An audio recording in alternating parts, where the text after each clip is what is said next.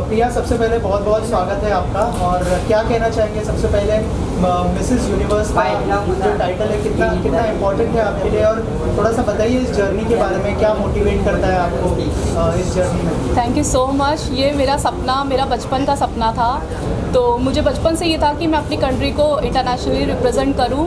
तो मैं जब लंदन से इंडिया आई तो मुझे अपॉर्चुनिटी मिली कि मैं मिसेस यूनिवर्स के थ्रू अपनी कंट्री को रिप्रेजेंट करूं। तो मैं वहाँ पर गई, उसके लिए मुझे बहुत हार्ड वर्क करना पड़ा। और उसकी हम 4th मंथ से उसकी ट्रेनिंग कर रहे थे। तो उसके लिए दिन रात मेहनत करनी पड़ती थी। ये नहीं कि आपने कोई भी सपना देखा और आप गए और आपका सपना पूरा हो गया। बट आपको किसी भी चीज़ को करने की चाह होती है तो कहते हैं कि आपको उस चीज़ को पाने के लिए कोई रोक नहीं सकता। तो मैं सोफिया बुल्गारिया में अभी मिसेस यूनिवर्स को रिप्रेजेंट किया और मुझे वहाँ पे टॉप 6 मिला।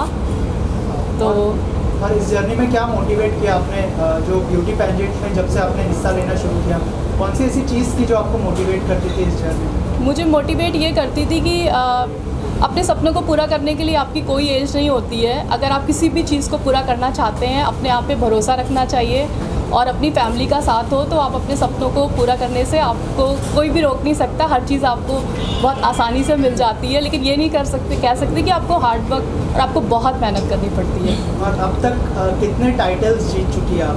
मैंने इन्फ्लुएंसर ऑफ द ईयर का अवार्ड जीता था। उसके बाद मुझे बियॉन्ड डिजिटल रीच का मिला।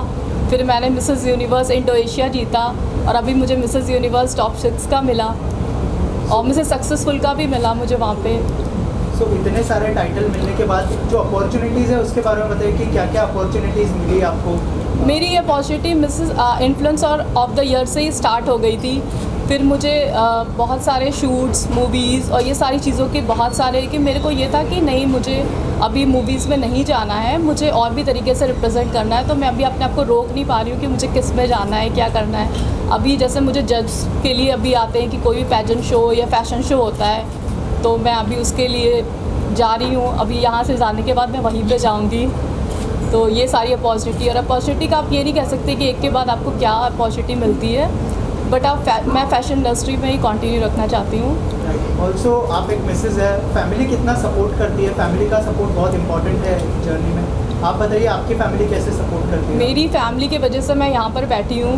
कहते हैं कि शादी के बाद आपकी लाइफ और भी आसान हो जाती है। अगर आपकी फैमिली, आपके इन-लॉज आपको सपोर्ट करते हैं तो वो चीज़ आपके लिए बहुत ही आसान हो जाती है। और इस पैजेंट की अगर बात करें, क्या फेवरेट मेमोरीज, क्या मोमेंट्स थे? अगर उस मोमेंट्स के बारे में शेयर करना चाहें, मेमोरीज के बारे में शेयर करना चाहें। ये जर्नी बहुत ही ब्यूटीफुल थी। जब हम एक प्लेटफॉर्म पे पूरे कंट्री के लोगों के साथ एक साथ मिलते हैं तो ऑब्वियसली हमें बहुत कुछ सीखने को मिलता है। जब हमें लगता है कि नहीं, हमारी कंट्री, जब हम बाकी कंट्री को देखते हैं कि वो कंट्री क्यों इतनी आगे है, तो मुझे लगता है हमारी कंट्री में भी वो सारी क्वालिटीज़ है कि हम भी टॉप पर पहुंच सकते हैं। तो वो चीज़ें जब आप पूरी कंट्री के साथ एक साथ मिलते हैं, जब आप कभी उनसे मिले ही नहीं या उनसे मतलब आपको उनकी क्वालिटीज़ पता ही नहीं चली, तो आप एक प्लेटफॉर्म पे मिलके आपको भी लगता है कि नहीं, हम भी ये चीज़ें कर सकते हैं, हम भी टॉप पर आ सकते हैं। तो ये चीज़ मैंने सीखी। तो ऑडियंस ऑल्सो हियर, क्या कहना चाहेंगे? सबसे पहले ऑडिशियस जो एंटरटेनमेंट है उसके बारे में कुछ बताइए, क्या मोटो है ऑडिशियस का, और थोड़ा सा अगर उस बारे में बताएं और जर्नी के बारे में बताएं audacious. Definitely, thank you for the question. So मैंने जब ऑडिशियस लॉन्च किया था तो मैं एक पैजेंट कोच की तरह, क्योंकि मेरा खुद का पैजेंट बैकग्राउंड है, 10 साल से मैंने मॉडलिंग किया है। मिस इंडिया में मैं मिस इंडिया गोवा जीत चुकी हूँ। मैं फाइनलिस्ट थी मिस इंडिया में इन 2017। और क्योंकि जैसे प्रिया ने कहा कि मेहनत बहुत लगती है, तो मैंने 7 साल ट्रेनिंग किया था और बचपन से ट्रेनिंग करते हुए आई थी। सो मैंने रियलाइज़ किया कि इतने लोगों से जब आप सीखते हो तो आगे वो इम्पॉर्टेंट है कि आप अपने एक्सपीरियंस शेयर करो। दैट्स व्हेन ऑडिशियस अकेडमी शुरू हुआ था, जहाँ पर मैं प्रिया से भी मिली क्योंकि मैं इनकी मेंटोर थी। एंड मैंने बहुत सारे मिसेस कंटेस्टेंट्स को ज़्यादा ट्रेन किया था। तब मैंने देखा कि मिसेस के जो कैटेगरी होती है, क्योंकि हमने देखा है मिस कैटेगरी बहुत आगे जा रही है, बट मिसेस कैटेगरी के लिए क्या, बिकॉज इनकी जो कैटेगरी है ये बहुत स्ट्रगल्स के साथ भी आती है, क्योंकि आपके पास आपका फैमिली है जिनको आपको संभालना है।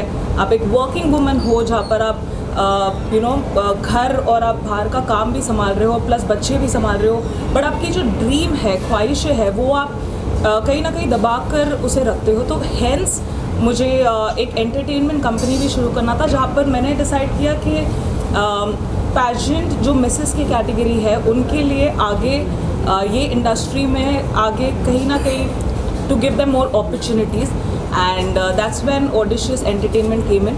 सो वी लुकिंग फॉरवर्ड कि हम आगे बहुत सारी ऐसे औरतों को अपॉर्चुनिटीज़ दें और एम्पावर करें, which is very important. So that is the whole goal now. Tell us about your association with Priya. क्या कोई प्रोजेक्ट एक्सपेक्ट कर सकते हैं हम लोग की कोई पाइपलाइन में अगर शेयर करना चाहें? सो जब प्रिया मुझे मिली थी, प्रिया एक्चुअली लंदन से है. वो शादी करके लंदन में रह रही थी, लंदन से फिर वो अभी गोवा में रह रही है. एंड द कनेक्शन, क्योंकि मैं खुद एक गोवन हूँ, तो the connection started from there. And मैंने देखा कि प्रिया में वो ज़ील जो होता है, एक चाह होती है to do something for the country was there. तो तब मैंने बोला कि let's try working together. And as जैसे मैंने कहा कि ऑडिशंस एंटरटेनमेंट एक टैलेंट हाउस की तरफ चल रहा है, तो मैंने प्रिया को बोला लेट्स डू दिस. अभी हम बहुत सारे प्रोजेक्ट्स पे बात कर रहे हैं, अभी नहीं बता सकते हैं क्योंकि हमने अभी शुरू की है. बट डेफिनेटली अगले प्रेस कॉन्फ्रेंस में हम शायद ये डिस्कस करें एंड आपको तभी पता चलेगा कि हम किस चीज़ पे काम करें. But definitely there is a very good project because like Priya said कि ये कुछ भी हो सकता है. एंड ये सोशल मीडिया पे इनका रीच भी बहुत अच्छा है. More than 1 million people follow her on social media. तो let's see as a women and a Mrs category कि हम इसको आगे कैसे बढ़ाएंगे. And there is definitely something coming up. Right. Also Priya, आपसे जानना चाहूँगा, जैसे ऑड्रिया ने बताया कि एक बहुत ही जल्दी प्रोजेक्ट शुरू होने वाला है. आप जो एक इन्फ्लुएंसर भी है, एक मॉडल भी है, कैसे मैनेज करती है इन सारी चीज़ों को? मतलब आप जब सोशल मीडिया पे होते हैं, डजेंट मैटर कि आप मॉडल हैं या पेजेंट इंडस्ट्री से आए, तो आपको लोग एक टाइटल देते हैं इन्फ्लुएंसर का, कंटेंट क्रिएटर का.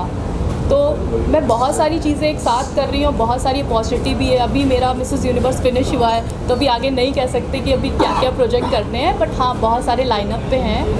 देन अभी क्या करना है वो आपके सामने, फिर हमारा कॉन्फ्रेंस होगा तो हम उस पर बात कर सकते हैं. राइट. ऑल्सो थोड़ा सा इसमें और मैं ऐड करना चाहूँगा कि पैजेंट्स तो हो ही रहे, क्या फिल्मों में कोई प्रोजेक्ट्स, म्यूजिक वीडियोस, ऐसा कुछ प्लान्स है? अगर उस बारे में कुछ शेयर करें आप. अभी तो फ्यूचर में क्या होगा, एनीथिंग हैपन. हम अभी फ्यूचर की बातें, मतलब फ्यूचर में क्या होने वाला है, अभी बहुत सारी चीज़ें लाइनअप हैं और अभी कुछ चीज़ें डिसाइड नहीं हुई है, तो मैं अभी बता नहीं सकती कि अभी क्या होने वाला है फ्यूचर में. But anything can happen. Right. Also बहुत सारे लोग आपको फॉलो करते हैं, आपको एक इन्फ्लुएंसर है. क्या मैसेज देना चाहेंगे जो यंगस्टर्स आपको देख रहे हैं, जो मिसेस आपको देख रही है?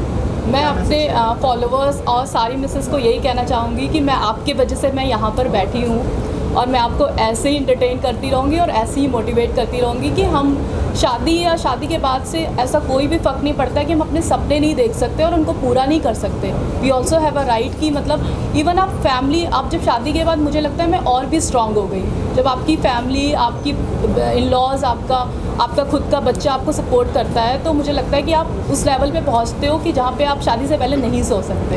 तो मुझे लगता है कि मैं उन लोगों को ऐसे ही मोटिवेट करती रहूँगी कि हमें भी करना चाहिए. शादी के बाद भी हमें अपने सपनों को नहीं रोकना चाहिए या कि हम नहीं कर सकते हैं. ऑड्री, आप क्या मैसेज देना चाहेंगे जो मिसेस आपको देख रही है और बहुत सारी जो मॉडल्स आपको देख रही है? सो मॉडल्स के लिए अपॉर्चुनिटीज़ हमने बहुत क्रिएट की है, हमने बहुत काम किया है जहाँ पर मेरे टैलेंट्स को मैंने काम दिया है आगे मिसेस कैटेगरी में भी. End of course models who come out of India, उन लोगों को भी. बट मैं मिसेस कैटेगरी के लिए क्योंकि स्पेशली मैं वो एस स्पेस में मैं ज़्यादा एस करती हूँ अभी.